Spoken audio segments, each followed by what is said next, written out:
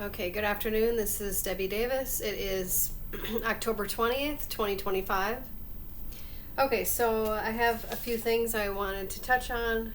I don't know if other people are having these problems with Navy Federal again, but when I went to go log in, it's it's got some kind of other URL for Navy Federal. This time it says digitalomni.navyfederal.org.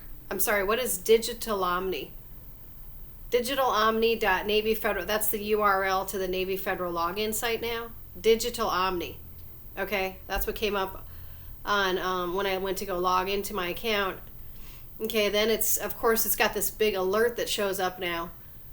With the federal government currently shut down, eligible Navy Federal credit members impacted by paycheck disruptions can enroll in a program called Paycheck Assistance Program. Okay. All right. But okay. So I have VA disability, and then we already know we're hearing things that might be impacted, right? Like SNAP, and of course Congress, and they're not in session and stuff like that. But who cares? With half of them not doing their job anyways. Okay, but when I checked, it says as far as like our benefits, the VA benefits, they can't mess with those. It says does a government shutdown affect VA disability? No, a government shutdown cannot affect or stop delivery of VA benefits. They are considered mandatory spending and are funded in advance. The payments by compensation, pension, GI bills, housing continue as normal. They've never stopped those benefits ever in a government shutdown. But I believe that's what they're trying to do this time, because I've got something, I got stuff popping up on my Navy Federal, and that's my concern for myself and other veterans. That's my concern, that these crazy people running Congress are trying to do that right now. It's the same people that have shut down the government that tried to impeach Trump years ago. It's the same exact people. Schumer and those, it's Omar and those two, and Nancy Pelosi, and then that one woman that was in that video, showing the halls of Congress empty. I don't know what her name is, but but yeah, she was the same woman that attempted to impeach Trump for absolutely no reason at all. They just made up this complete story about insurrection or whatever it was. These are dangerous people. These are extremely dangerous people. We cannot tolerate these type of people in our government. These are, and Chuck Schumer, is part of the, it's this one satanic cult that is he's linked to, the Pythios, secret society. That's a satanic cult. You can look at this. You can look this up. He's a member of it. That is a satanic cult.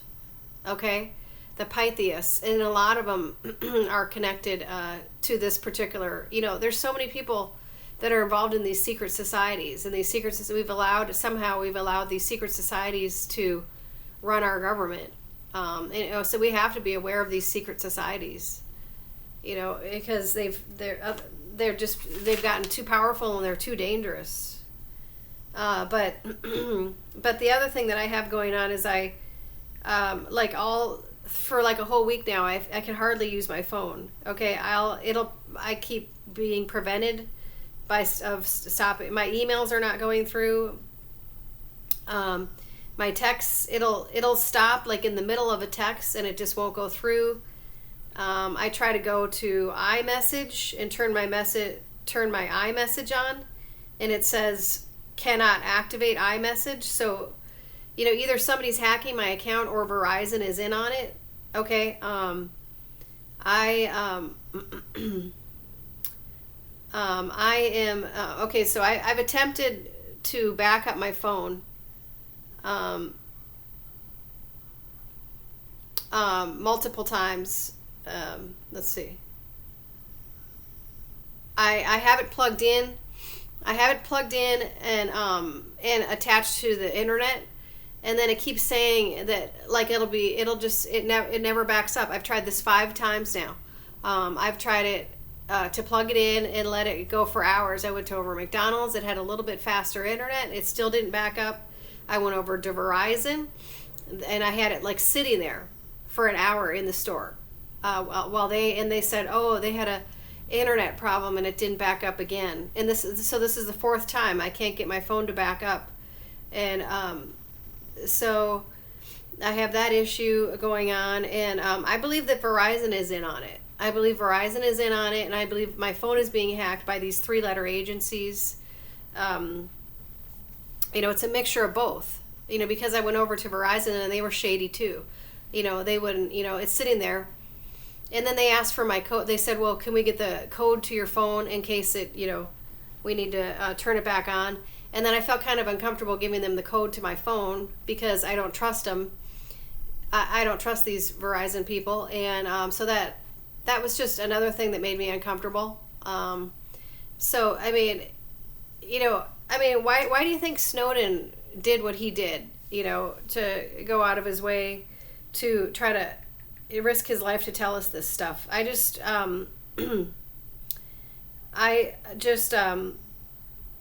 was a good video that was just done on the Sean Ryan show. Sean Ryan had this guy on that talked about Snowden again, and what he it keeps saying either incorrect password. When I tried to back it up last night, back up my phone, wouldn't let me log into the internet. Then it wouldn't finish the download. Backing up. Okay, you can't see it, but it says backing up several hours. Really? It should only take like an hour or two at the most. It says 13 hours. It's trying to take to back up. That's the one thing that came up. It says I'm connected, but then it will not back up my phone. Okay, so I've got something going on, and so somebody's intercepting my calls, my text messages, and they won't let certain text messages go through. So this for years has been an isolation tactic. Okay, here's the one that if you get a chance, I'll put this in the bottom of the link. But this was on the Sean Ryan had this guy on, and it says, "Did Snowden expose NSA's secret?" Turning into? The administration worked with a group to designate these Americans as potential domestic terrorists. All the mass shootings that are happening, if they were really surveilling everybody, don't you think those people had some type of communication or... This is one of the facilities capturing all of our phone calls. The what building? The Long Lines building. Can you confirm that NSA is not capturing hundreds of millions of Americans? It's the Long Lines building in New York City. Perhaps, this guy is exposing. Not wittingly. Secret AT&T spy center. It's a secret AT&T spy center in New York City. He had this guy on a month ago. Okay, is on the Sean Ryan. You can find this on the Sean Ryan. I'll put it in the clips. But yeah, the telecommunications and NSA and the 3-letter agencies are all involved.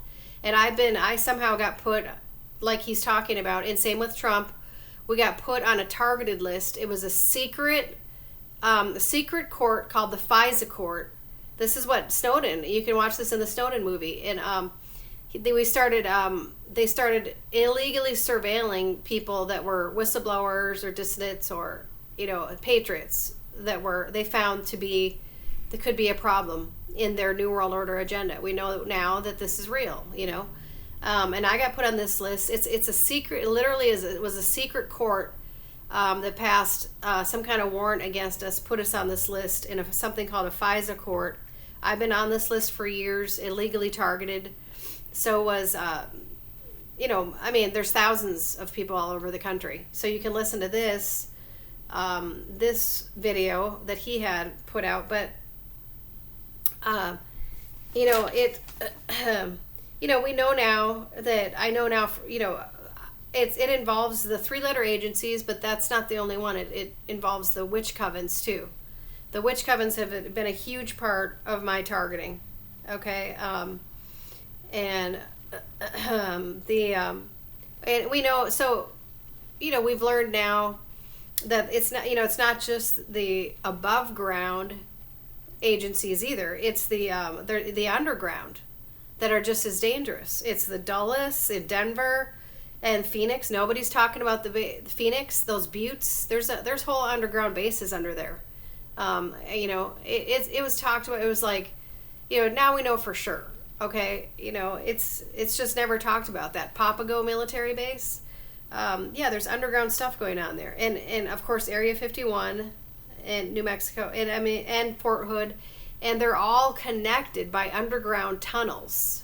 So it's not just just the above ground 3-letter agencies and different things we have to worry about. It's the underground, and so it's amazing,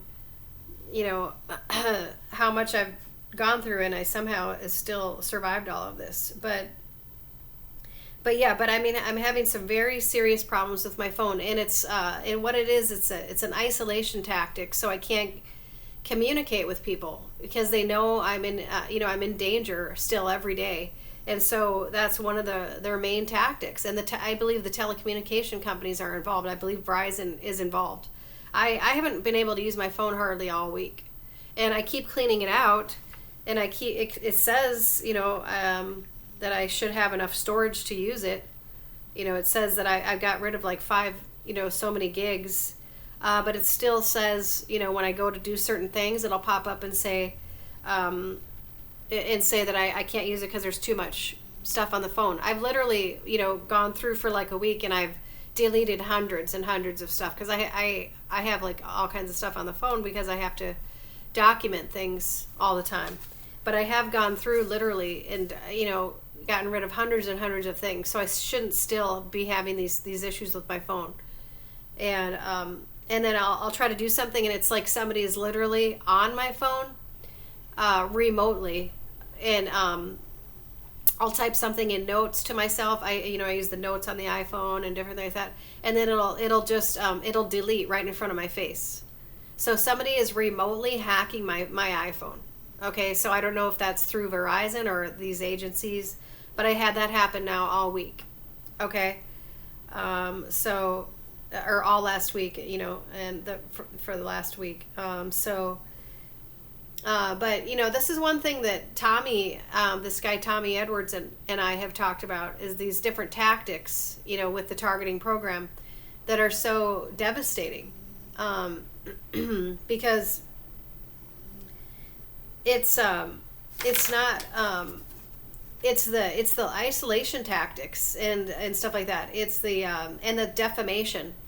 So this with the police harassment and all these different comments they make on my video. They love to call me Karen. These have gone on for me now for 15 years, 13 years or whatever. I've been a whistleblower since 2011. So what they are is it's a coordinated effort of character assassination and defamation, and it's happened to almost every targeted individual. Tommy Edwards and I have talked about it. I had Tommy on my channel, and we talked about these things in depth, and we're trying to get other targeted people to get together and talk about certain things on a certain. He's trying to do a production video on this whole program and expose it. But they'll, you have to understand these tactics. It's a coordinated effort to defame you and try to make you look incredible. Discredit you in some way, discredit your character, and they'll send people. And you to try to pretend like they're your friends or to date you. The ones that try to date you are honeypots, they're called. These are, but they are all spies. They're all spies. Okay, so, working for these agents, you have to be really careful. And they always ask, like real personal questions, and you hardly even know these people, and so it's just, it just makes it, I want people to be aware that, the people that they will send these people, and it happened to me for years, and it happened to Tommy. It's still happening to Tommy. He just has this woman recently, to try to I guess, they became friends or whatever, or dated, I don't know what happened, but this woman is, he said all she does is play games on her phone, and she's, he said she's nice enough and she buys food and stuff like that, but then all she does is play games on her phone. Okay, these are the people that I've encountered that are linked to the Neuralink to the CIA. They're Neuralinked. You have to understand, they're Neuralinked. They already have the mark. They're Neuralinked. The mark of the beast will be like, you're absolutely Neuralinked in with the AI. And I've met these people, and that's exactly what they do. They play video games. They're linked into the technology. All they do is play video games, but it's not like important stuff that they're doing. It's just like menial, dumb stuff just to keep their mind busy. But like, you can't have intelligent, meaningful conversations with them. So if you can imagine those type of people around you, those are probably spies or targeted people. They're real shallow. They're real into technology. They're gamers. Those people are dangerous. They've been around. They like to go hang around Tommy, and he's like, yeah, it's so weird because all they do is play games all day. They come over and they play games all day. They're there to spy on him, and they've done that to me too. Okay, so I want people to understand, these other tactics.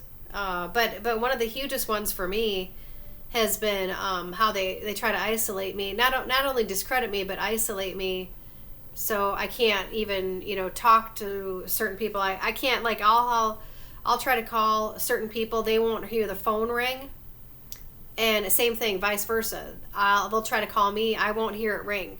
I'll try to text them, they won't hear it ping. Same thing, I won't hear it ping when they text me, and then we'll look on our phone and we'll be like, oh, I got a text.